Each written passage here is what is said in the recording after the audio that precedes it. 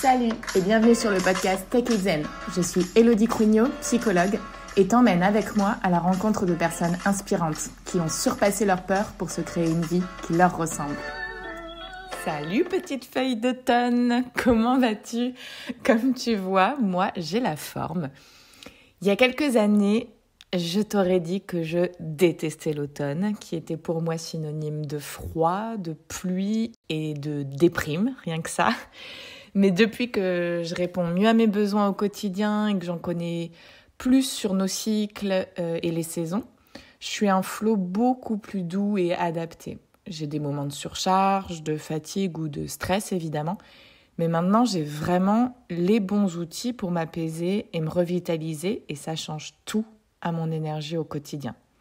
Alors si toi aussi, tu as envie d'en savoir plus, si tu es sensible aux coups de froid, une gorge et une respiration régulièrement touchées, des douleurs, des variations de fatigue avec une baisse d'envie et de motivation, si tu as du mal à faire le tri dans tes priorités, à mener à bien des projets, que tu as du mal à t'adapter à ce changement de saison et que ça peut même te rendre triste parfois, le rendez-vous corps et esprit t'apportera des réponses précieuses. C'est un atelier en ligne animé par Sophie, praticienne en médecine chinoise et moi-même, psychologue, ainsi qu'un groupe Facebook ouvert jusqu'au 27 novembre 2022 pour un suivi, des outils pratiques et des échanges tout au long de la saison. Et à prix mini, alors profites-en. Je te donne rendez-vous dans ma bio Instagram pour t'inscrire. Bon, et sans plus attendre, je te laisse avec Olivia, une jeune femme pétillante à qui tout semblait réussir jusqu'à ce que les angoisses viennent stopper l'ensemble de ses activités, pour ne pas dire de sa vie. Tu vas découvrir son parcours, son combat pour s'en sortir et sa découverte du bore-out, l'ennui au travail, qui n'y est pas pour rien dans les difficultés qu'elle rencontre. À 2 reprises dans notre échange, notre voix change légèrement parce qu'on a ajouté des petites précisions en post-prod, comme disent les vrais. Mais je te laisse découvrir ça. Bonne écoute. Bonjour Olivia, bienvenue sur le podcast Take It Zen. Bonjour, merci beaucoup de me recevoir. Je suis ravie de pouvoir partager mon témoignage pour aider les gens et ravie aussi d'échanger avec toi. Écoute, c'est avec un grand plaisir. Effectivement, on a commencé à échanger via Instagram. Tu m'as parlé de ton parcours et on n'a pas hésité longtemps. On s'est dit, il faut en faire un épisode parce qu'on a plein de choses à dire et à transmettre. Donc écoute, est-ce que tu peux te présenter en quelques mots et puis ensuite on démarre sur ton parcours. Ok, alors moi je suis Olivia, j'ai 33 ans, je suis réunionnaise, je vis actuellement à La Réunion. Je suis chimiste en cours de réorientation professionnelle, donc ex-chimiste on va dire. Et voilà, je n'ai pas d'enfant, j'ai un amoureux mais j'ai pas d'enfant. Et voilà. Très bien. Alors on va justement un petit peu découvrir le pourquoi du comment de cette reconversion professionnelle notamment. On va commencer par le début. Est-ce que tu peux nous dire dans quel milieu familial tu as grandi? Oui, alors je viens d'un milieu plutôt modeste, hein. On n'avait pas beaucoup en plus. On avait ce qu'il fallait, mais pas beaucoup en plus. J'ai 2 grands frères, donc je suis la dernière de la fratrie. J'ai grandi dans un milieu assez sévère, strict, avec une éducation quand même très carrée. Il fallait pas trop sortir des sentiers balisés. Il fallait que rien ne dépasse, ne pas trop se faire remarquer. Voilà, j'étais une enfant très studieuse. Il n'y avait pas besoin de me demander de faire mes devoirs ou autre. J'ai toujours su, voilà, qu'il fallait le faire en fait. Je ne sais pas si j'aimais l'école. Je pense que très vite, je me suis ennuyée à l'école, mais je sais qu'il fallait faire. Alors, je faisais tout simplement. J'étais déjà très, très cérébrale, toujours dans ma tête, toujours à vouloir comprendre les choses, un imaginaire aussi assez riche. J'étais assez solitaire comme enfant, mais c'était en fait une solitude qui était subie, on va dire, parce que j'ai beaucoup d'écart avec mes grands frères, donc bon, j'étais souvent seule à la maison. Donc, j'essayais de m'occuper comme je pouvais, jouer toute seule, etc. Mais voilà, j'adorais passer du temps avec mes amis, mes cousins, tout ça. J'ai toujours aimé le lien social. Voilà. Et sinon, je pense que mes parents peut-être me décriraient, ou même mes frères, comme une petite enfant chiante parce que j'avais beaucoup d'émotions, enfin j'ai beaucoup d'émotions, je découvrirai par la suite que je suis hypersensible, donc bon, j'étais une enfant hypersensible. Mais dans ma famille, on est très pudique, donc voilà, les ressentis, les émotions, tout ça sont pas vraiment exprimés. Donc je pense que j'ai très vite été frustrée. J'ai très vite appris à ne pas exprimer mes émotions. Ok. Donc, si je résume un petit peu, c'est un cadre strict. Du coup, tu étais plutôt studieuse et à l'écoute de ce cadre, émotive, mais pas dans un milieu où on peut spécialement exprimer ses émotions, et sociable, mais solitaire. Voilà. Ok. Et alors, à quel moment apparaissent peut-être les premiers symptômes qui vont te gêner? Alors, ça arrive très brutalement. C'est-à-dire que moi, j'ai pas l'impression, avant cette date-là, d'avoir exprimé des signaux d'anxiété particuliers. Je me rendrai compte après que ça n'était pas le cas, mais voilà, à un moment donné, donc je suis en deuxième année d'études supérieures. J'ai quitté Lille hein, pour faire mes études, donc je suis allée en métropole et je fais ma première crise d'angoisse. Donc, on est en 2009.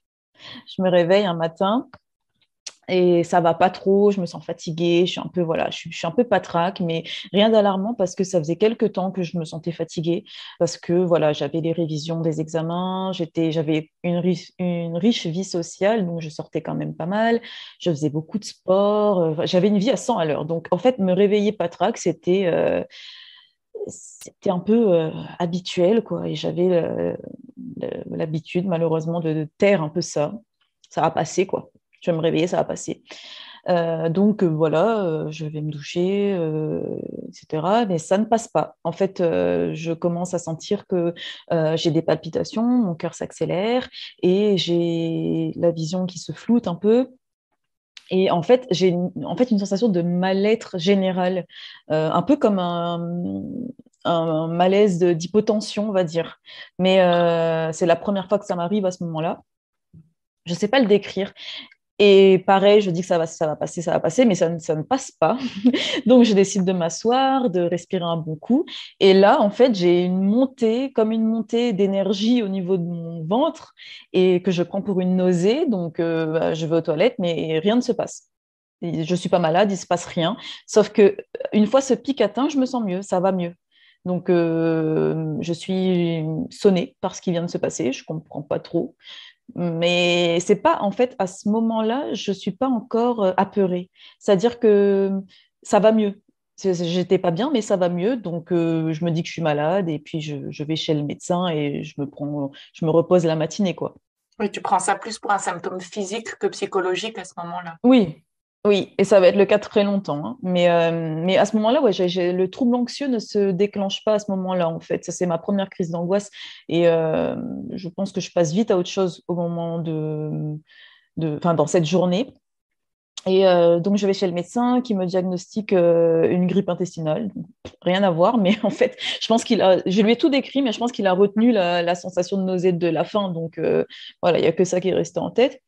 Donc voilà, je décide de me reposer et puis ça va mieux. Ça va mieux au courant de la journée. Donc l'après-midi, je me dis, bon, ben, je devais aller réviser avec des amis depuis le matin, mais j'avais reporté du coup.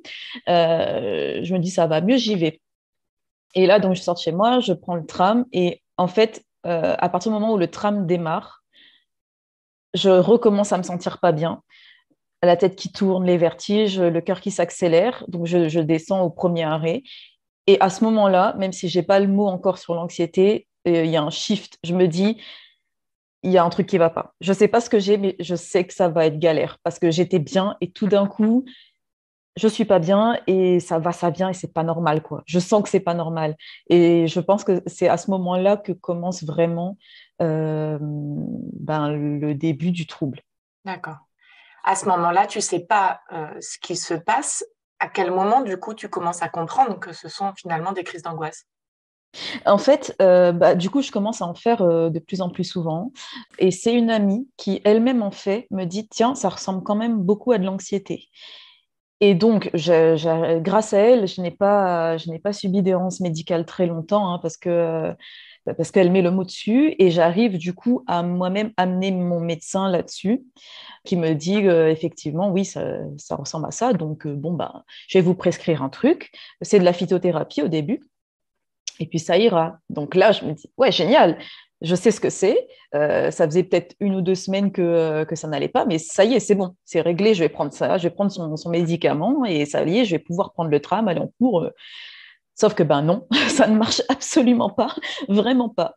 Euh, donc je galère à ce moment-là parce que voilà, j'avais l'espoir que ça soit vite réglé, mais c'est pas du tout le cas. Ok. Et là, tu rentres dans une première phase aiguë, on peut appeler ça une première Oui. période où le trouble se met en place. Donc, quelles sont ces manifestations? Tout à fait.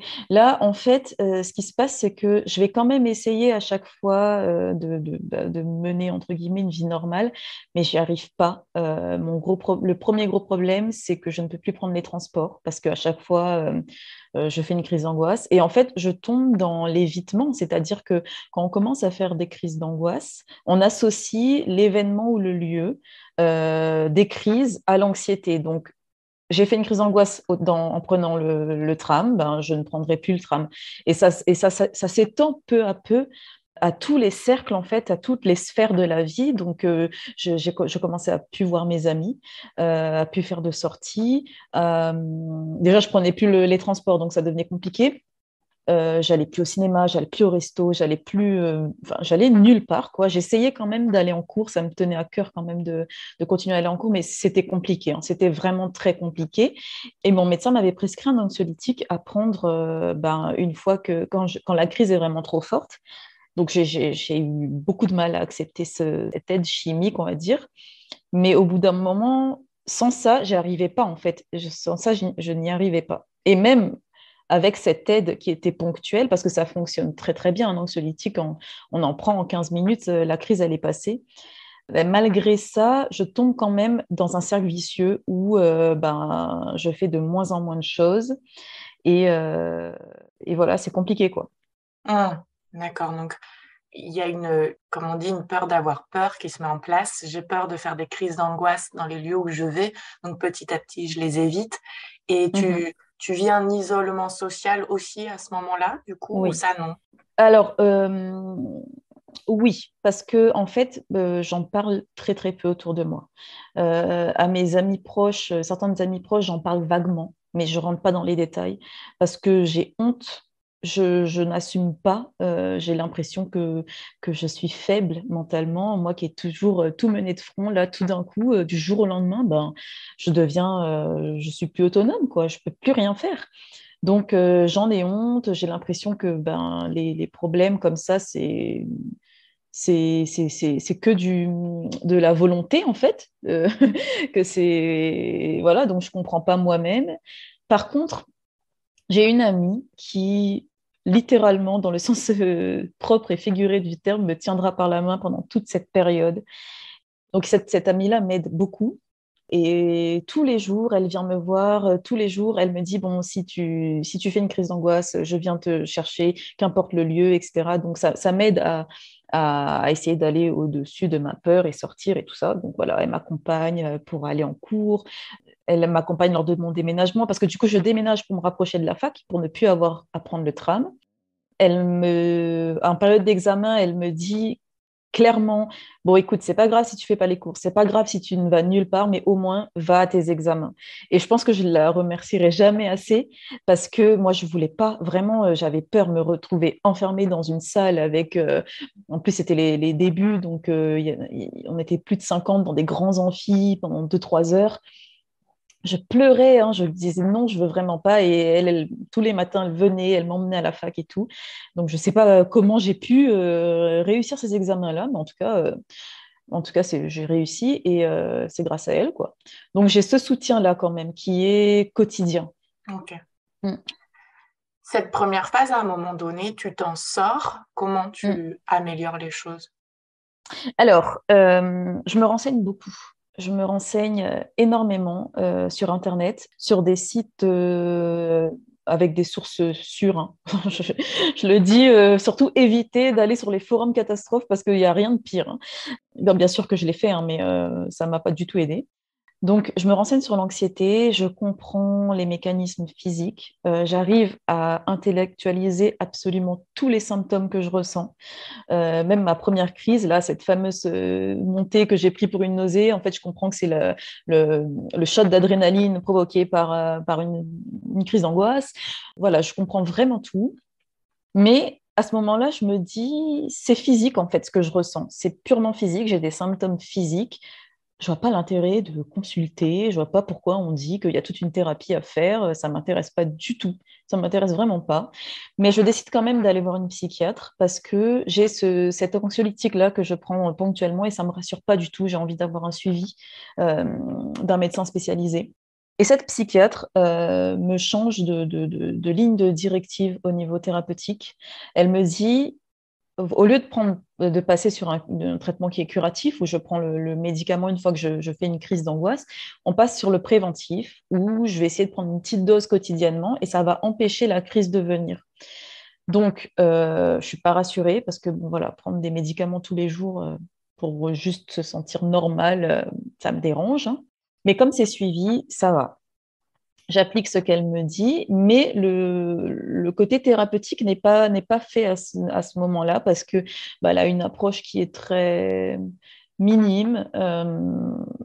Et puis moi-même, je suis pas en confiance. J'ai jamais appris à parler de moi. J'ai jamais appris j'en ai pas envie. Je suis très pudique. Et puis même, je vois pas l'intérêt en fait. J'ai des symptômes physiques. Il faut guérir ces symptômes physiques. Point. Moi, je suis très fermée à ce moment-là. Je suis très fermée d'esprit. Mais n'empêche que ce suivi médicamenteux m'a aidé.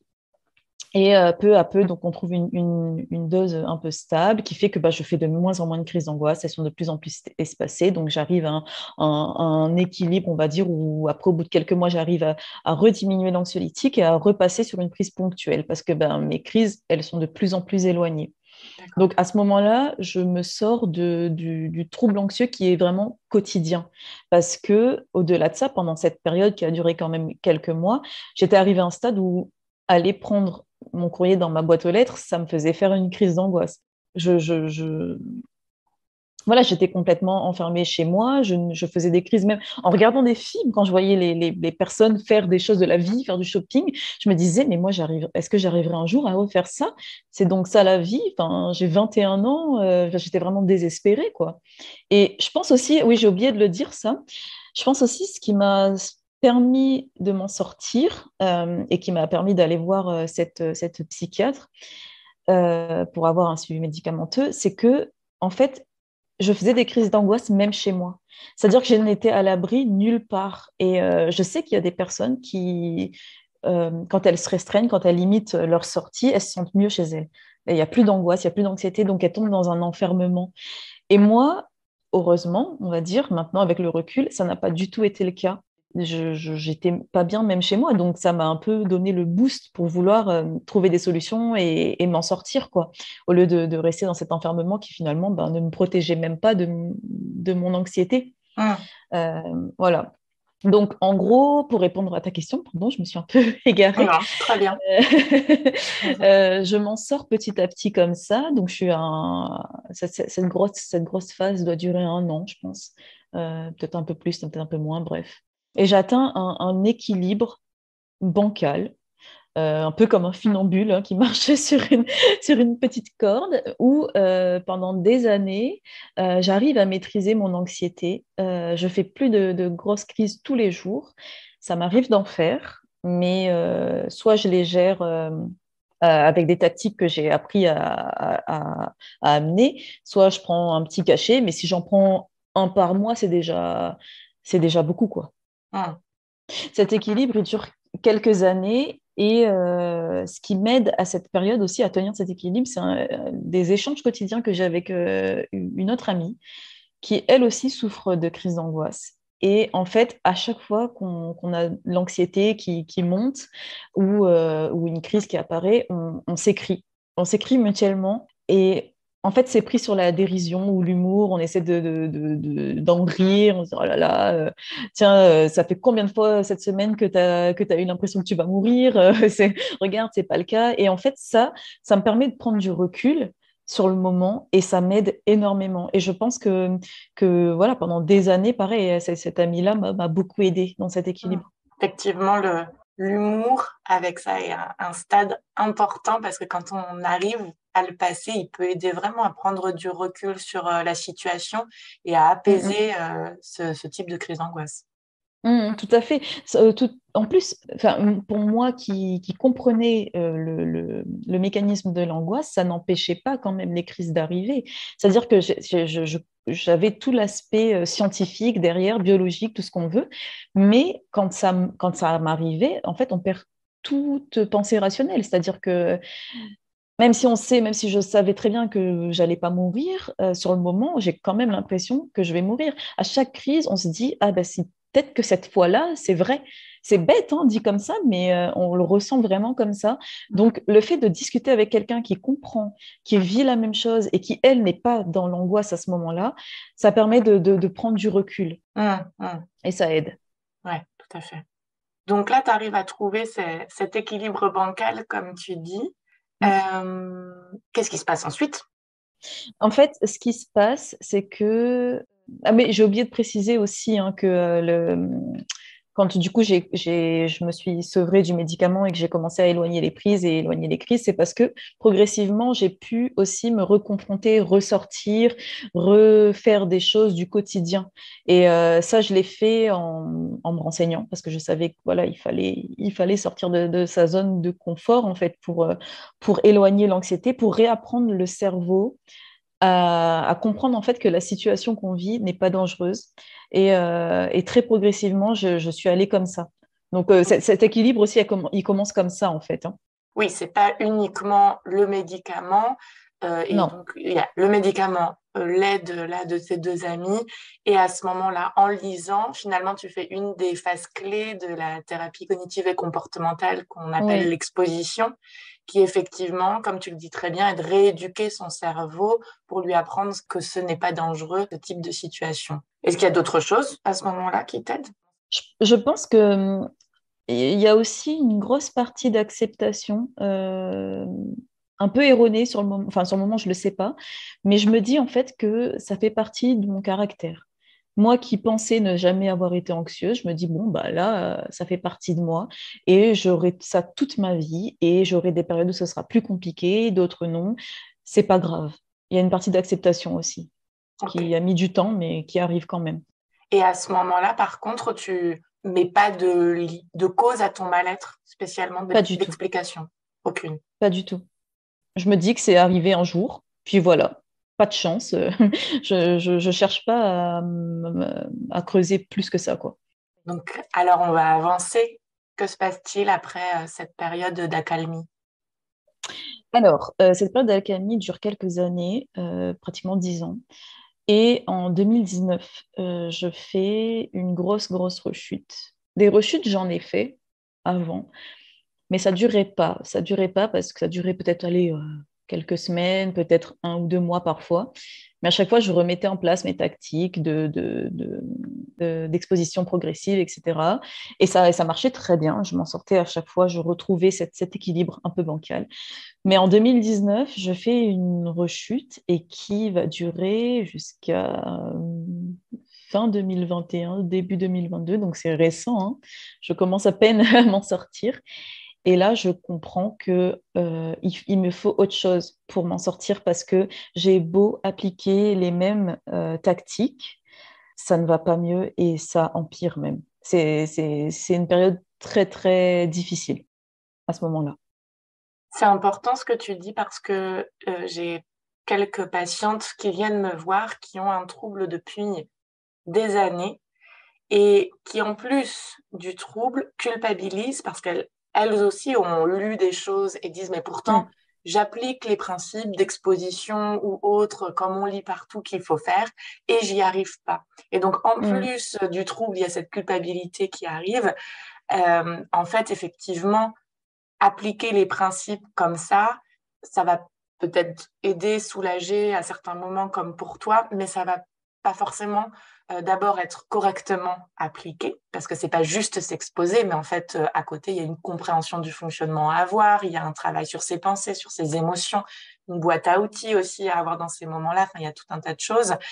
Donc, ça va pas forcément être correctement appliqué. Ou alors, aussi, ça va être le passage en force, ce qu'on appelle, c'est-à-dire que normalement, une exposition est très graduelle. Enfin, il y a vraiment tout un protocole associé. Et donc, j'ai certaines patientes qui vont aller s'exposer à des situations très, très angoissantes pour elles, ce qu'on appelle du passage en force. Et finalement, elles le font, elles le subissent. Et donc, forcément, la rééducation du cerveau ne se fait pas non plus. Donc voilà, c'est important de dire qu'il y a des fois, ça peut marcher et c'est OK seul, mais si ça ne fonctionne pas, faut pas hésiter effectivement à aller chercher plus loin et éventuellement à se faire accompagner. Alors, tu vas nous dire ce qui t'a aidé à ce moment-là, toi, mais effectivement, à aller plus loin dans cette recherche de soins sans culpabiliser, c'est OK et on va trouver, il y a des solutions. Oui, tout à Alors fait. toi, comment ça se manifeste et qu'est-ce qui va t'aider pour cette deuxième phase aiguë? Alors, je fais de plus en plus de crises. Alors, très vite, je consulte mon médecin pour essayer de réavoir quelque chose pour m'aider, quoi, parce que je me rends compte que je n'arrive pas à m'en sortir toute seule. Il me prescrit le même anxiolytique. Pareil, il me dit il vaut mieux en prendre un peu tous les jours pour éviter l'arrivée de crise, sauf que bah, ça ne fonctionne pas.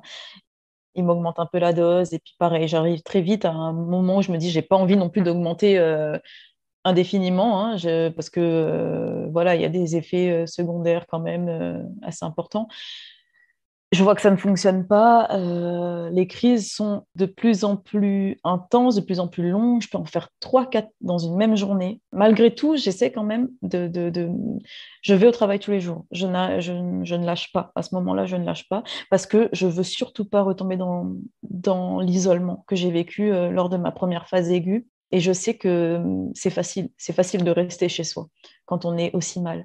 Donc tous les jours, finalement, je me force à prendre la voiture, à aller au moins au travail, parfois même au sport, enfin ça dépend, mais j'essaie quand même de garder l'illusion de maîtriser. Voilà, mais voilà, ça s'amplifie. J'ai une oppression thoracique H24. J'ai des nouveaux symptômes, des choses que je n'avais pas connues, comme des phases de déréalisation.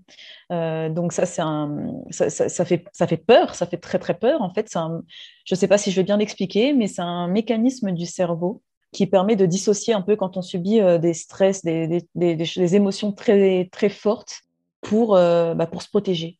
Sauf que sur le moment, j'ai pas du tout l'impression d'être protégée. On a l'impression de devenir fou. Et quand on fait une crise d'angoisse, il y a aussi la peur de devenir fou. Donc, voilà, ça ne fait que renforcer mon anxiété. Oui, parce Je fais... que, pardon, Oui, juste pour non, pas de souci. précision, dans la déréalisation et dépersonnalisation, il y a cette impression en fait de plus être dans la réalité, en fait, comme si C'est ça. se dissocier la partie de nous corporelle qui est là et le cerveau, et on se voit un peu, alors soit comme dans un film en noir et blanc, soit au ralenti, soit vraiment on a l'impression de se voir en dehors de son corps, mais il y a vraiment comme ça une impression effectivement de dissociation, comme tu le disais, très forte.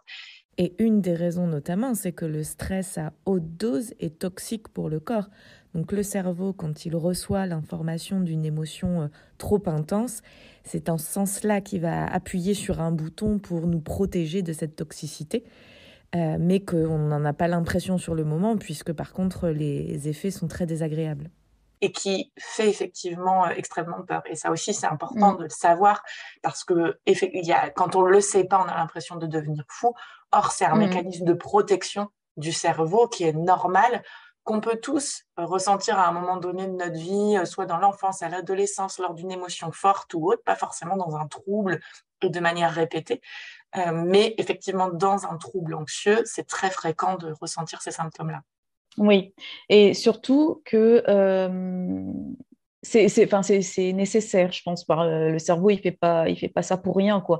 Mais sur le moment, quand on le vit, c'est vraiment très compliqué. Et même quand on a conscience de la science qu'il y a derrière, c'est dur parce que, alors personnellement, moi, j'avais l'impression en fait de pas être dans le monde réel. C'est-à-dire que mes perceptions autour de moi étaient bizarres, étaient pas difformées, mais bref, c'était bizarre, quoi.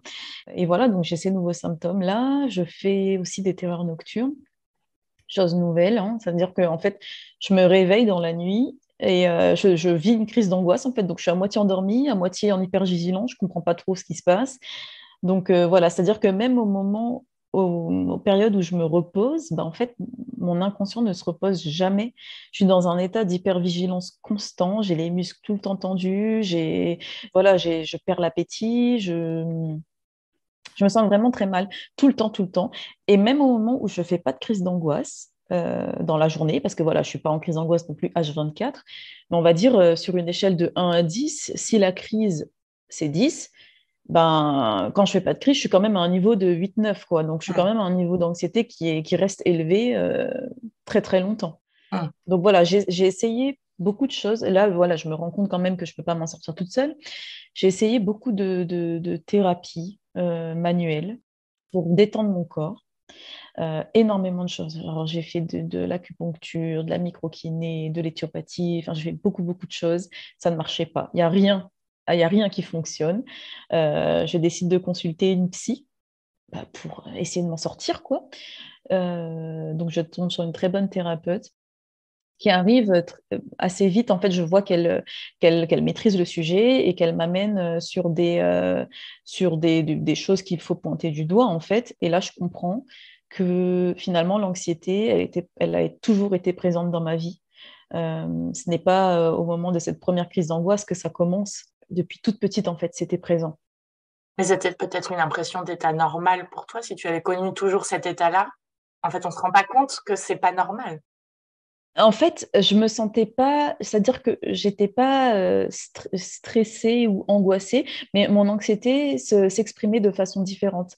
Par exemple, quand j'étais toute petite, quand je suis rentrée en maternelle, j'ai fait du mutisme sélectif à l'école et j'en ai fait pendant très longtemps, dès ma rentrée de maternelle jusqu'au CP-CE1, quoi. Donc, et ça, j'apprends que c'est de l'anxiété chez l'enfant. Chose que bah, j'avais jamais fait le lien en fait. Moi, voilà, je parlais juste pas à l'école, j'avais jamais compris pourquoi. J'avais essayé de chercher, mais voilà, j'ai jamais compris pourquoi. Et à ce moment-là, elle me dit ça. Et puis adolescente, enfin préadolescence, on va dire, j'ai eu une période où j'avais tout le temps mal au ventre aussi. On ne savait pas ce que j'avais. J'allais chez le médecin et tout, j'avais rien d'organique, mais j'avais tout le temps mal au ventre. Et pareil, elle m'a dit ça, c'est des formes d'anxiété. Et puis voilà, je comprends que dans mon milieu familial, ma mère, c'est quelqu'un de très alors, je ne sais pas si elle est anxieuse, mais c'est quelqu'un de très pessimiste et qui va tout de suite avoir des scénarios un peu, pas catastrophe, mais ah, ben, t'es sûr que tu veux sortir là, là, il se passe ça, ça, ça, ça. Enfin, voilà, j'ai grandi un peu dans cette atmosphère-là. Donc, finalement, ça ne tombait pas du ciel. C'est en ça qu'on dit qu'elle est multifactorielle, c'est qu'il peut y avoir un aspect génétique, un aspect éducatif, ensuite il y a les événements de vie qu'on va avoir, il y a notre personnalité aussi de base, donc il y a tout ça qui va faire un mélange et effectivement se manifester parfois de manière vraiment excessive à un moment donné. Alors tu vois cette thérapeute, tu comprends un petit peu mieux ce qui se passe, ton fonctionnement. Oui. Alors comment tu t'en sors à ce moment-là? Alors, je la vois pendant à peu près 1 an et demi. Au bout d'un an et demi, je me dis, bon, c'est très bien, hein, on aborde des sujets qui sont intéressants, il y a forcément un intérêt. Mais moi, à la base, je consulte pour ne plus faire de crise d'angoisse. Et au bout d'un an et demi, ben, je ne vais même pas un peu mieux. Donc, je me dis, je vais essayer autre chose, je vais essayer une autre thérapie. Et là, je me dis, enfin, je recherche un peu et je me tourne vers l'hypnothérapie. Donc là, je change de thérapeute et cette nouvelle psy me fait donc des séances d'hypnose, des séances aussi de MDR, que j'avais fait avec l'ancienne thérapeute aussi, hein. Mais là, voilà, on replonge là-dedans. Et un peu pareil. Enfin, elle m'explique que l'hypnose, ce n'est pas un remède miracle. C'est un peu l'effet d'un médicament, c'est-à-dire que ça va soulager assez rapidement, mais pas durablement. Ça va permettre de soulager pour pouvoir creuser un peu plus loin, en fait. Et je me dis, bah, super, c'est ce que je veux en fait. Sauf que ça ne marche pas. Je ne suis absolument pas soulagée. Pareil, je persiste quand même dans cette thérapie pendant 1 an et demi. Mais voilà, même si j'ai de plus en plus de réponses sur mon fonctionnement, sur pourquoi je suis comme ça, il se trouve que cette thérapeute est aussi spécialisée en haut potentiel. Donc, je passe les tests avec elle. en me disant, ça faisait un moment qu'on m'en parlait, mais bon, moi, j'étais vraiment dans le déni. Et puis, en fait, ça m'intéressait pas. Ça m'intéressait pas de savoir parce que, encore une fois, mon problème, c'est l'anxiété. Et j'accepte de passer ce test au bout d'un an ou un an et demi de suivi parce que je me dis, il n'y a rien qui marche. Si ça se trouve, d'avoir la solution, enfin, la réponse, ça va peut-être m'aider. Ça ne m'aide pas. J'ai le résultat, mais ça ne m'aide pas particulièrement parce que finalement, j'apprends pas en fait à gérer cet intellect, on va dire, et ces émotions. Hum, J'ai juste un score et c'est tout. hum, Donc voilà, ça ne m'aide pas. Donc en fait, ce parcours dure quand même des années. Et je perds confiance, je me décourage parce que ben, je fais toujours des crises aussi fortes. Enfin, c'est dur d'aller au travail tous les jours. C'est dur pour moi parce que en plus, en parallèle de ça, je me rends compte que ça devient de plus en plus pesant pour moi, cette situation professionnelle. C'est un milieu dans lequel je m'ennuie depuis un moment, mais je fais taire un peu cette petite voix, hein. Je reste dans ma zone de confort, on va dire. Mais là, ça devient de plus en plus pesant parce que c'est déjà compliqué d'y aller parce que ça ne m'intéresse pas, mais encore plus parce que je fais des crises d'angoisse et que ben, j'en fais quasiment tout le temps, quoi. Donc, je commence à creuser un peu le sujet de ce problème au niveau professionnel en me disant, bah, c'est peut-être ça le fond du problème. Et voilà, je me renseigne, j'essaie de voir ce que je pourrais faire d'autre. Enfin, au début, c'est pas tout de suite l'idée de reconversion professionnelle, elle se fait pas tout de suite. Euh, Au début, je me dis que je vais tester dans une autre entreprise, je vais tester un autre poste, je sais pas. Donc, je postule à des trucs et puis finalement, ça aboutit pas. Et puis après, un jour, j'ai un déclic en voulant postuler dans une autre entreprise et je lis les missions, les responsabilités, etc. Et je me dis, mais j'ai absolument plus envie de faire ça en fait. Ça ne m'intéresse pas du tout. Même quand mes amis me parlent de ce qu'ils font dans leur poste et tout, c'est très bien pour eux, hein, mais moi, ça ne me fait pas du tout rêver. Donc, c'est à ce moment-là où je me dis, ben, en fait, il faut que je change. Parce que je ne peux pas aller mieux si déjà, au sein de ma vie professionnelle, ça ne va pas. C'est pas hum, possible. hum. Et justement, à ce moment-là, ça va assez loin parce que tu mets le mot bore-out sur cette Oui. période-là. Qu'est-ce que c'est? Alors, le bore-out, c'est le syndrome de l'épuisement par l'ennui. J'ai mis le mot très tard, c'est assez récemment, hein, que j'ai découvert que ça existait. Mais effectivement, c'est ce que je vis parce que je m'ennuie, mais quotidiennement. J'ai un ennui à mourir. C'est-à-dire que vraiment, c'est un peu un mélange entre le bore-out et le burn-out, qui est l'épuisement par la perte de sens.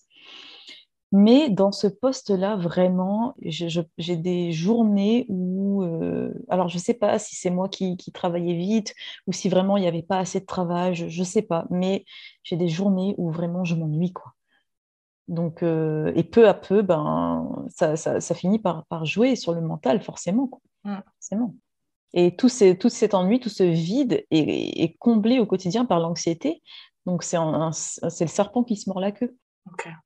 Et à ce moment-là, toi, tu avais choisi ces études et ce métier parce que c'était quelque chose qui t'intéressait vraiment et ça a disparu au fil des années, ou alors aujourd'hui, tu te rends compte que tu as suivi une voie qui n'était pas la tienne?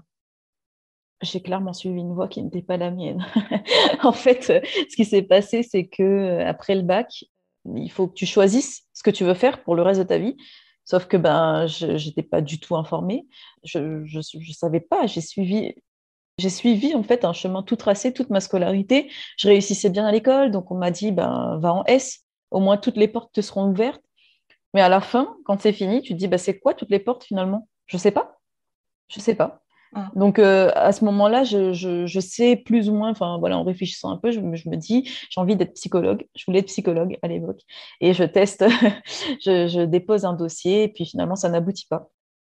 Donc là, voilà, ayant fait S, en regardant un peu autour de moi, c'est en gros, soit je fais médecine, mais ça ne m'intéressait pas. Enfin, je ne me sentais pas capable, on va dire. Soit je vais en école d'ingénieur, mais pareil, j'avais loupé le coche pour les prépas et pareil, ça ne m'intéressait pas spécialement. Ou je vais en fac de sciences. Donc, je suis allée en fac de sciences. Et voilà, j'ai fait chimie et j'ai continué jusqu'au doctorat. d'accord. Mais assez tôt, quand même, dans mes études, je me suis rendu compte que je ne serais pas chimiste toute ma vie. Parce que quand on commence un peu à se projeter, donc au niveau du master, je voyais mes petits camarades de classe qui avaient l'air passionnés, même par leur stage et tout. Et moi, à ce moment-là, je me dis, mais en fait, ça ne m'intéresse pas, en fait. Je m'ennuie, je comprends, je m'en sors, mais c'est tout. En fait, c'est à ce moment-là que je comprends que, mince, les études qu'on a fait, c'est pour vraiment faire le métier qu'on va faire adulte. Et j'ai aucune envie de ça. Mais Mmh. sauf que ben, je suis lancée. Je suis lancée, donc je continue. Oui, oui, on finit ce qu'on a commencé. Voilà, tout à fait. OK. Tu rentres à La Réunion aussi à la fin de ton Oui, doctorat ou avant? oui, en fait, je soutiens ma thèse. Je décide de rentrer à La Réunion parce que j'en avais envie depuis longtemps. Je ne me voyais pas du tout continuer en métropole. Je suis très attachée à chez moi et je sais que ça va être compliqué à ce moment-là parce que les entreprises assez spécifiques en chimie, on a vite fait le tour, quoi. Les offres d'emploi ne coulent pas, etc. Mais voilà. Je sais que ça va être compliqué, mais je fais quand même ce choix-là. Je rentre à La Réunion. Et finalement, tu trouves un poste à La Réunion? Je trouve un poste en un peu moins d'un an, donc cette année est compliquée hein, parce que j'ai mis quand même pratiquement un an à trouver. Je suis très vite stressée à l'idée de ne pas trouver. Euh, Parce que voilà, une fois qu'on a fait le tour, on contacte les entreprises en candidature spontanée parce qu'il n'y a pas d'offre, hein. Puis à part relancer tous les 3 mois, il n'y a pas grand-chose qui se passe. Donc à la fin, je m'étais même dit, je vais peut-être repartir parce que je trouvais pas de travail en fait. Et Mmh. puis finalement, je trouve un poste. C'est exactement le type de poste que je cherche. C'est-à-dire que je peux même pas dire que je m'ennuie parce que ça m'intéressait pas. C'est vraiment le type de poste que je recherche. C'est un poste dans une bonne boîte avec des horaires assez sympas. Enfin, franchement, je n'avais pas à me plaindre. Je suis embauchée à un niveau d'ingénieur, donc c'est pas au niveau de mon diplôme, mais ça me dérange pas parce que à côté de ça, j'ai pas de grosses responsabilités. C'est ça aussi qui me faisait peur parce que quand on fait un doctorat, en général, on a des postes très hauts très vite et moi, je voulais pas. Au moins au début, je pense que voilà, j'avais pas confiance en moi. Je voulais pas. Donc voilà, c'est exactement le type de poste que je recherche. Donc je suis vraiment contente. La première année se passe bien. En plus, c'est dans un domaine dans lequel j'avais jamais travaillé avant. Donc je découvre, j'apprends. Et puis très vite, en fait, au bout d'un an, je commence à m'ennuyer. En plus, j'avais du travail. Hein. C'était pas non plus voilà, un poste qui avait été ouvert pour rien. J'avais du travail, mais ça ne remplissait pas mes semaines. Et voilà, j'aurais pu parce que quand on fait de la recherche, on peut auto-alimenter son travail. Il y a toujours des choses qu'on peut rechercher, de faire de la veille bibliographique, etc., tester, mettre à jour un protocole. Il y a toujours des choses à faire. Sauf que ben, moi, j'ai un désintérêt profond aussi. Ça ne Mmh. m'intéresse pas. Donc, j'ai Mmh. pas envie. Je fais ce qu'on me demande de faire, mais je ne fais pas plus. Mmh. Et je pense qu'au fur et à mesure, même au bout d'un moment, je tombe même en zone peut-être d'incompétence parce que je me désintéresse totalement. J'ai des espèces de mécanismes où je sais très bien en réunion ce qu'il faut dire pour montrer que je suis, alors que ça ne m'intéresse absolument pas. Voilà. OK. Est-ce qu'à un moment donné dans ce parcours, quelqu'un met un nom sur le trouble anxieux? Oui, ah oui, parce que du coup, tout ça s'enchevêtre un peu, hein, le Mmh. burn-out et la rechute de crise de panique. Du coup, au bout de ces 2 fois un an et demi de suivi avec 2 thérapeutes différents, je décide d'aller voir une psychiatre à nouveau parce que j'ai envie d'avoir un diagnostic précis. Moi-même, à l'époque, je pense que je souffre de troubles paniques et d'anxiété généralisée. C'est tellement présent au quotidien, les symptômes sont tellement physiques que pour moi, c'est forcé, c'est ça. Mais j'ai quand même envie d'avoir un diagnostic. Donc, je vais voir cette psychiatre qui me diagnostique du coup un trouble panique et elle me dit que je n'ai pas d'anxiété généralisée. Et donc, ah bon? Là, je tombe un peu des nues. Ah bon, mais pourtant, je suis anxieuse tous les jours, je fais des crises d'angoisse tous les jours, c'est physique, c'est voilà, j'ai vraiment des symptômes somatiques. Et elle me dit en fait que le trouble panique dont ce dont je souffre, c'est vraiment la peur de refaire une crise d'angoisse. Donc, il n'y a pas d'élément vraiment déclencheur connu, spécifique, et toute l'anxiété est axée autour de ça. Alors que l'anxiété généralisée, c'est plus une anxiété, comment dire, déjà, il n'y a pas forcément de crise d'angoisse dans l'anxiété généralisée, et en plus, c'est dans toutes les sphères de sa vie, c'est-à-dire qu'on va se faire des scénarios catastrophes sur absolument tout. Ton copain, il arrive en retard, tu t'imagines, il a fait un accident, il est mort, tu reçois un courrier, je sais pas moi, des impôts, tu te dis, ouais, bah là, ils m'ont trouvé une dette de 3 000 euros, etc. Donc, c'est vrai que là, à ce moment-là, je me dis, ah bah oui, effectivement, moi, je ne souffre pas de ça. J'ai un fond anxieux qui est bien présent, j'ai des pensées anxieuses, mais qui tournent uniquement autour de la crise d'angoisse. Exactement. C'est pour ça que Mm. le trouble de panique, c'est donc la peur de faire une crise d'angoisse et souvent c'est associé à l'agoraphobie. Mm. 2 tiers des personnes qui souffrent d'un trouble de panique souffrent d'une agoraphobie aussi, qui est la peur excessive des lieux publics, des grands espaces où il serait difficile de s'échapper ou d'être secouru en cas justement notamment de crise d'angoisse. Donc souvent il y a ces 2 peurs associées, tandis que le TAG, trouble anxieux généralisé, ça va être, comme tu le disais, des inquiétudes excessives et puis une intolérance à l'incertitude. Je supporte pas de ne pas avoir le contrôle sur ce qui va se passer et donc petit à petit, là aussi, je vais tomber dans des cercles vicieux autour de ces inquiétudes-là. Donc c'est subtil et ça se rapproche, mais c'est 2 troubles bien différents. Mm, mm, mm. Et tout à fait, oui. Mais c'est vrai que j'en ai pas parlé, mais effectivement, il y avait la peur de se retrouver dans des lieux où je ne pouvais pas être secourue, mais bon, voilà, il y avait tellement de symptômes que Mmh. j'en oublie. Et alors, du coup, à ce moment-là, c'est non, début 2022, donc février, ouais, janvier-février par là, que je consulte cette psychiatre qui me donne le diagnostic. Et elle me dit aussi la meilleure façon, enfin, voilà, les études scientifiques montrent que la meilleure façon de guérir, ou plus ou moins guérir entre guillemets, hein, le trouble panique, c'est la prise d'antidépresseurs associée à une thérapie TCC. Et là, elle me dit, c'est possible de faire les deux, c'est possible de faire que l'un ou l'autre. Voilà, moi, je vous donne tout. Elle m'explique bien tout, les antidépresseurs et tout, elle m'explique tout. Et moi, c'est hors de question. À ce moment-là, non, mais c'est hors de question. On m'en avait déjà proposé et c'était non. J'avais une peur bleue de cette classe de médicaments. Donc, je lui dis bah, que je veux bien essayer la thérapie cognitive comportementale, Exactement. mais que par mes anciens suivis, j'ai l'impression que c'est ce que j'appliquais déjà et que ça ne fonctionne plus aujourd'hui. Mais peut-être, voilà, je ne suis pas psy, je ne l'ai pas fait accompagner, donc peut-être qu'il y a des subtilités et tout ça. Donc, elle me dirige vers une autre psy, donc une troisième, Mhm. qui est spécialisée là-dedans. Et à ce moment-là, ça commence à aller un peu mieux. C'est-à-dire que enfin, après 2 ans, je commence à faire un petit peu moins de crises d'angoisse. Si j'en faisais 3 par jour, je finis par en faire peut-être une. Donc bon, c'est pas idéal, mais c'est quand même, ça va quand même un peu mieux. Donc je sais pas vraiment exactement ce qui a fait. Est-ce que c'est à force de faire des séances d'hypnose? Est-ce que c'est le diagnostic, enfin je dis diagnostic, mais c'est pas vraiment un diagnostic du HPI? Est-ce que c'est le fait que ma reconversion professionnelle commence à vraiment aussi devenir concrète pour moi? Je sais que je ne vais plus travailler dans ce milieu, je sais que ce que je veux faire, j'ai trouvé ce que je veux faire aussi. Donc, je ne sais pas trop, un mélange de peut-être tout qui fait que ça commence quand même à aller un peu mieux. Et je finis par aller voir du coup cette fameuse psychologue spécialisée en TCC et je lui raconte mon parcours et elle me dit oui, bon, effectivement, les méthodes que j'applique, bah, c'est clairement ça.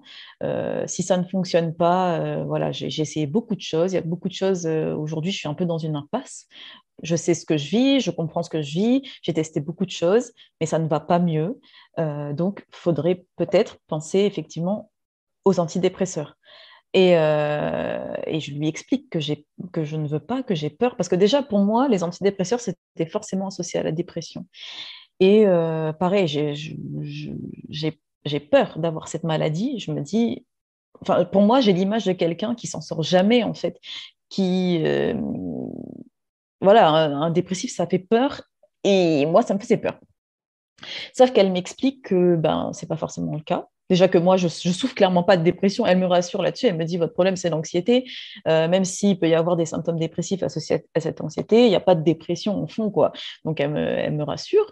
Et elle me dit que ça fait des années là que je me traîne ça, en gros, et que je m'en sors pas, et que ben, c'est un peu mon dernier, enfin peut-être pas le dernier choix, mais là en tout cas, ça semble être une solution qui peut s'avérer positive. En plus, elle me dit ça marche très bien. Moi, j'ai beaucoup de patients qui en prennent, ça marche très très bien, et qu'au pire, si ça ne fonctionne pas, bah, j'arrête et c'est tout. En fait, il va rien se passer de dramatique.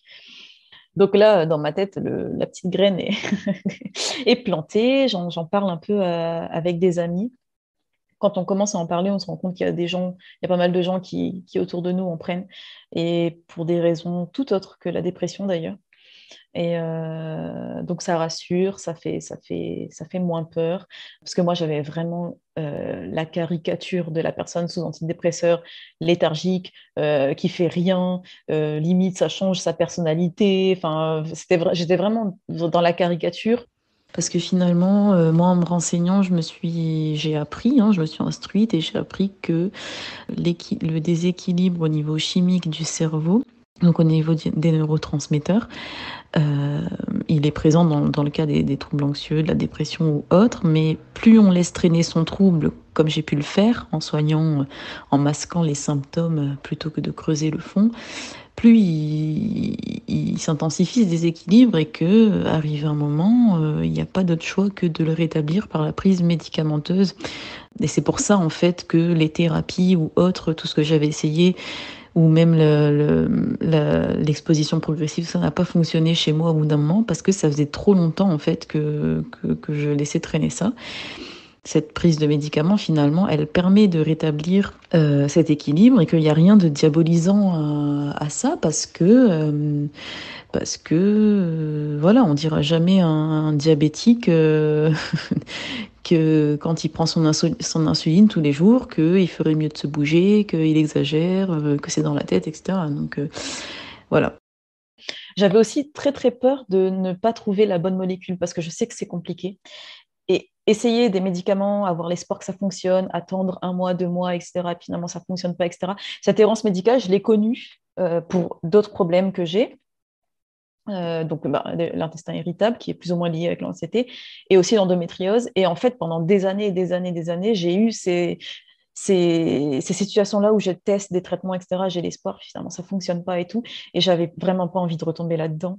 Et voilà, beaucoup de peur associée à ce traitement médicamenteux-là. Mais finalement, je réfléchis, et puis comme j'avais pour projet là de reprendre mes études, là à cette rentrée-là, la rentrée de septembre, je me dis j'ai envie vraiment d'aller mieux. Ça sert à rien de reprendre des études et faire 3 crises d'angoisse par jour, louper la moitié des cours. Voilà, je l'ai déjà fait. Je sais que c'est possible pour moi de le faire, mais au bout d'un moment, voilà quoi. C'est épuisant.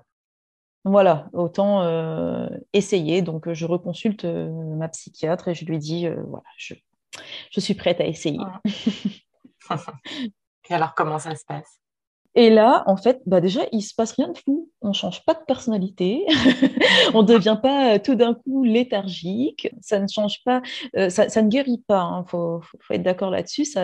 Le problème de fond, il est toujours là. Mais par contre, ça permet de diminuer le niveau d'anxiété, de diminuer en pression pour pouvoir aller plus loin dans les thérapies. Parce que finalement, je comprends là que ces 3 dernières années que j'ai passées à essayer beaucoup de choses, même l'hypnothérapie et tout, ça ne pouvait pas fonctionner. Mon niveau d'anxiété était beaucoup trop élevé. On ne peut pas laisser parler l'inconscient quand, pendant la séance, on est déjà en train de faire une crise d'angoisse. C'est pas possible. C'est juste pas possible. Donc voilà, après, je ne regrette absolument pas d'avoir essayé. Ça a été un peu compliqué, il faut savoir quand même, il faut le dire, pour les gens qui peut-être hésitent, ça ne soulage pas tout de suite. Il y a une période d'effets secondaires plus ou moins importants selon les personnes, hein. Et parmi les effets secondaires, il peut y avoir une augmentation de l'anxiété aussi. Donc ça, c'est un peu compliqué à vivre.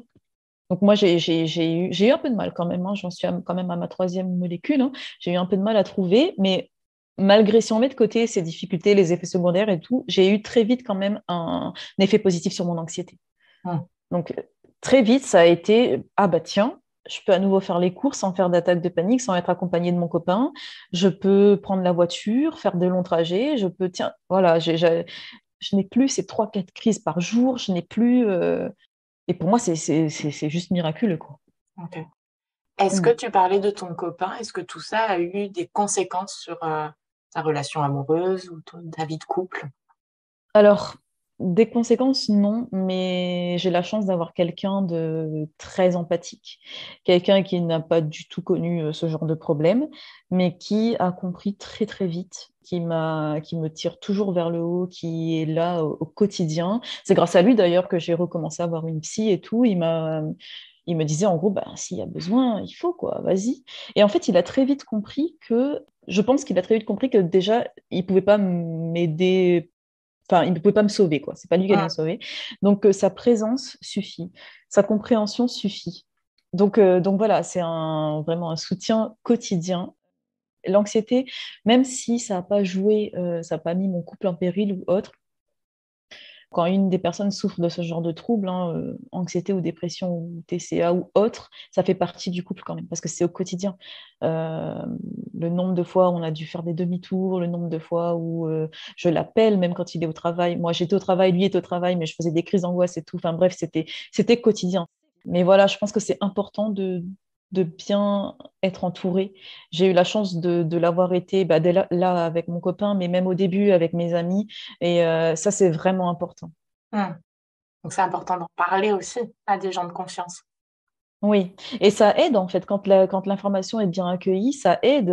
Enfin, moi, quand mon copain, au tout début, quand je lui en ai parlé, et que en gros, j'ai vu qu'il n'y avait aucun jugement, il n'y avait pas de bah, celle-là, elle est complètement folle ou autre. Enfin, c'était vraiment bon, ben, c'est ton trouble, c'est ta maladie, on fait avec, c'est tout. Mm. Mm. Point. Et puis, il n'y avait rien de dramatique, quoi. Et c'est là, en fait, où moi-même, je comprends que ben, j'ai pas honte, enfin, j'ai pas à avoir honte plutôt, et que ben, j'ai de moins en moins de mal à en parler autour de moi. J'assume, et puis je me dis aussi, je commence aussi à me dire, bah, c'est pas grave, quoi, Mm. tout simplement. Alors aujourd'hui, comment vas-tu et où en es-tu? Alors aujourd'hui, ça va mieux quand même. Comme je disais, le traitement fait que ça m'a permis de diminuer considérablement mon niveau d'anxiété et donc d'aller plus loin en thérapie. Et j'ai décidé, ah oui, parce qu'il y avait aussi cette réflexion-là, parce que finalement, je décide de prendre mes antidépresseurs pour tenter ma dernière chance et essayer d'aller mieux vite pour reprendre des études. Et finalement, en fait, paradoxalement, mieux je vais et plus je me dis, bah, j'ai envie de ralentir. J'ai envie de faire une pause parce que ça fait des années que je me traîne de l'anxiété, ça fait des années que je m'ennuie à mon travail. Je lis des témoignages, j'écoute des podcasts aussi sur les gens qui ont fait des burn-out parce qu'on trouve très peu de témoignages sur les burn-out. Il y Mm. en a, mais il y en a très peu. Et en fait, quand j'entends ces personnes parler, souvent, c'est des gens qui se sont effondrés à un moment donné. Surtout pour le burn-out, à un moment donné, leur corps s'est effondré et ils mettent 6 mois, un an à s'en remettre. Et le fait de pouvoir, moi, mettre un mot sur ce que j'ai vécu, parce que le burn-out, je l'ai mis que récemment, ce mot-là. Jusqu'à présent, moi, je pensais juste que c'était moi qui ne me satisfaisais pas de mon milieu et je ne comprenais pas pourquoi j'étais épuisée, pourquoi je n'avais pas envie, j'avais plus d'énergie, tout ça. Même mes facultés cognitives, ma concentration et tout était diminuée, je ne comprenais pas. Le fait de mettre un mot dessus, ça me permet de me dire que ben, dans épuisement par l'ennui, il y a l'ennui certes, mais il y a aussi épuisement. Donc, c'est pas parce que je m'ennuie que je n'ai pas le droit de ressentir tout ça et que je n'ai pas le droit de me reposer. Donc, en écoutant tous ces témoignages et tout, je me dis que bah, finalement, ce que je vis, les symptômes que j'ai connus, si on met de côté l'anxiété, mais les symptômes propres à l'épuisement au travail, ils sont bien là. Et je mérite peut-être de me reposer pour éviter cette situation d'effondrement, justement. J'ai la chance de me rendre compte un peu en amont. Enfin, en amont, c'est des grosses guillemets parce que ça a duré quand même des années, mais voilà. Donc, il y a une réflexion qui se fait à ce niveau-là.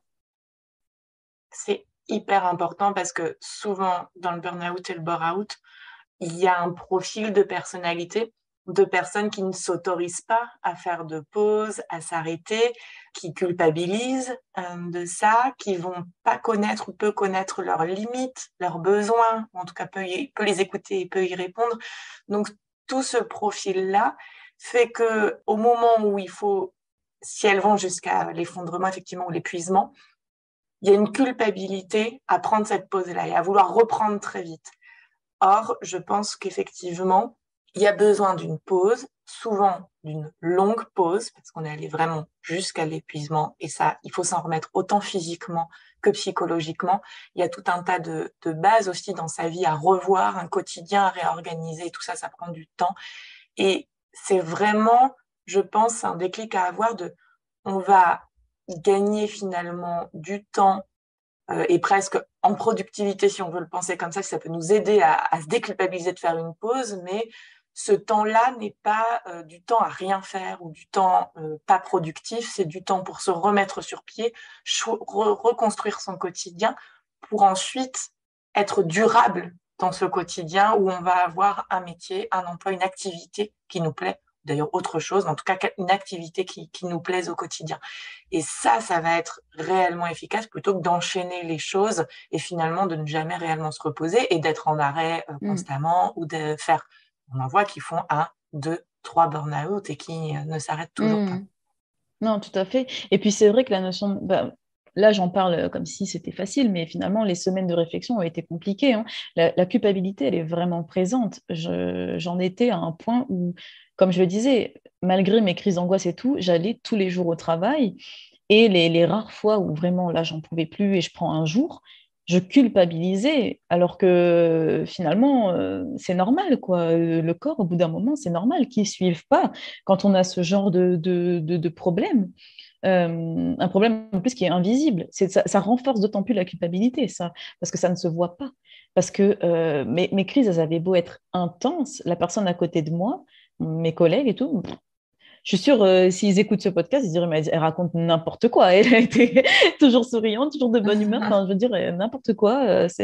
En fait, ça ne se voit pas, je ne le montre pas. Et voilà, donc la culpabilité est vraiment présente. Et quand j'ai commencé à me dire que j'ai bien envie de me reposer, que j'ai l'impression que 2 ou 3 mois, parce que du coup, j'ai arrêté de travailler en juin, j'ai l'impression que 2 ou 3 mois, c'est pas suffisant. Je me sens toujours fatiguée et je comprenais pas parce que comment on peut être fatigué d'un ennui? Mais en fait, si. Je suis pas nourrie intellectuellement, donc forcément, ça m'épuise. En plus, je perdais intérêt pour tout, même les choses que j'aime faire. Enfin, voilà, il y a tout ça à reconstruire. Et finalement, j'ai passé vraiment un cap. Je pense que ça me fait vraiment passer un cap parce qu'au-delà d'avoir besoin de cette année sabbatique, je pense que j'en ai envie et que je m'autorise à le vivre et peut-être l'assumer encore de façon un peu bancale, mais après, on verra bien. Parce qu'effectivement, c'est pas en 2, 3 mois qu'on se soigne d'un parcours comme celui-là, ou en tout cas qu'on se repose et qu'on se remet de tout ça. C'est réellement épuisant. Et la fatigue psychologique est épuisante et elle a besoin de temps pour se remettre. Donc, c'est important de le prendre d'une manière ou d'une autre en fonction des possibilités du moment. Alors, est-ce que d'abord, tu as autre chose sur tout ça à ajouter? Alors, oui, je pense que c'est important quand même de le dire s'il y a des personnes qui vivent ce que j'ai vécu, le trouble anxieux, et qui, comme moi, sont très renseignées sur le mécanisme, etc., etc., et qui se font violence tous les jours, et que ça ne s'améliore pas, que ça empire. Il faut prendre du recul et essayer de voir un peu ce qui n'a pas été testé parce que c'est essentiel. C'est-à-dire que si je repars sur des exemples que j'ai vécus, là, ces 3 dernières années, je ne suis pas retombée dans l'enfermement. J'ai continué à avoir, entre guillemets, une vie sociale assez riche, où je sortais le week-end, où j'adore la nature, donc je faisais mes sorties en randonnée et tout, pour me donner l'illusion de pas avoir cette anxiété qui prend le dessus sur ma vie, sauf que ce n'est qu'une illusion, parce que quelle que soit la sortie, je fais 3 crises d'angoisse pendant, avant, après. Je suis pas bien, je ne profite absolument pas du moment présent. Après coup, je suis contente de l'avoir fait, mais ça n'apporte rien, en fait, ça n'apporte vraiment rien. Et aujourd'hui, je me dis, mais en fait, c'est pour ça aussi que j'ai envie de reporter d'1 an, c'est parce que j'ai envie de me réapproprier tout ça. Ça va mieux. J'ai envie de vivre pleinement les choses, en fait, de plus être conduit par cette anxiété et de profiter des activités que j'ai. Et même quand je m'ennuie, c'est un ennui qui m'appartient. Enfin, c'est peut-être cliché de dire ça, mais c'est pas grave, quoi. Je vais bien. C'est un ennui qui a du sens, en fait. Et ça change tout. Un ennui sans fin et qui n'a pas de sens, effectivement, ça épuise. En revanche, un ennui qui est parmi un quotidien plus équilibré, plus épanouissant, qui a une date de fin et qui a une utilité aussi de repos et de soins pour soi, ça change tout, c'est pas le même ennui. Tout à fait. Pour la dernière question, qu'est-ce que ce parcours, pour l'instant, qui est encore en devenir, mais a renforcé ou fragilisé chez toi?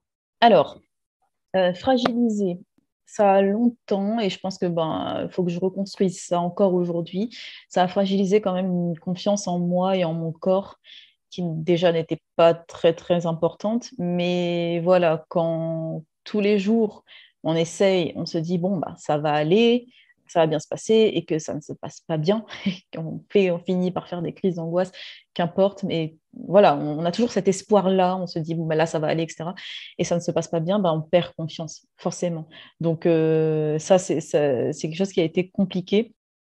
Ça a aussi fragilisé ma patience. Enfin, je suis pas quelqu'un de très patiente aussi de base, mais là, d'avoir des problèmes comme ça qui finalement doivent prendre des années et des années à trouver solution, forcément, au bout d'un moment, en plus, quand c'est la santé qui est en jeu, c'est compliqué. C'est compliqué d'avoir patience, c'est compliqué de se dire que ça ira mieux un jour, quoi. Donc ça, c'est vrai que c'est deux points qui sont assez tendus, on va dire, pendant ces périodes-là. Et renforcer, j'ai envie de dire mon courage, parce que finalement, même si j'ai eu des moments de découragement, je me suis battue tous les jours, quoi. Je me bats encore tous les jours, et même si mes symptômes étaient très, très intenses, j'y allais au front, j'y allais. Donc, voilà, et puis ça m'a donné aussi la force de sortir d'une situation confortable, mais qui ne me convient pas. Parce que mon travail, finalement, j'aurais pas eu ces crises d'angoisse aussi intenses, j'y serais peut-être restée aujourd'hui. Parce que, voilà, je n'y suis pas épanouie depuis un moment, mais avant ça, même s'il y avait la réflexion de changer de poste ou de changer d'orientation, ça restait très vague et très lointain. Donc, il a fallu ce signe violent du corps, je pense, pour que j'aille chercher en profondeur des solutions à ce mal-être. Parfois, on a l'impression effectivement que mettre le mot de haut potentiel, finalement, ça t'a pas aidé sur le moment. Une thérapie, elle n'a pas fonctionné, ça t'a pas aidé sur le moment ou autre. Mais en fait, quand on assemble toutes ces pièces du puzzle, on se rend compte que peut-être, alors c'est peut-être pas ça exactement pour toi, mais en tout cas, ça pourrait être un exemple de là, il y a ce bore-out qui est mis sur ton poste actuel, mais finalement, c'était peut-être déjà le cas au collège, au lycée, pendant tes études, et que tout ça, mis avec l'explication d'un fonctionnement intellectuel peut-être différent qui a besoin d'être nourri d'une certaine manière, avec ta personnalité, avec tes goûts, mis aussi avec effectivement peut-être le fonctionnement et les croyances de ta famille qui t'ont été transmises, enfin tout ça, quand on assemble les pièces du puzzle, eh bien, on se rend compte que cette souffrance, elle est peut-être là depuis longtemps et qu'elle n'y est peut-être pas pour rien dans l'installation de ce trouble. Et donc, on a l'impression qu'on fait des démarches qui, sur le moment, ne nous aident pas, mais elles vont aider à un moment donné à assembler ces pièces, à former une compréhension globale de ce qui se passe et à réellement, comme tu le disais, permettre là aussi le traitement médicamenteux pour toi à aller beaucoup plus en profondeur dans ce qu'il faut modifier, ce qu'il faut changer dans son quotidien, se connaître davantage pour répondre beaucoup mieux à ses besoins. Et donc, tout ça, finalement, n'est pas inutile et aura un sens à un moment donné. Tout à fait, parce que ça, c'est quelque chose aussi, je m'en suis rendu compte que récemment, c'est que je suis complètement déconnectée avec mes envies, mes besoins.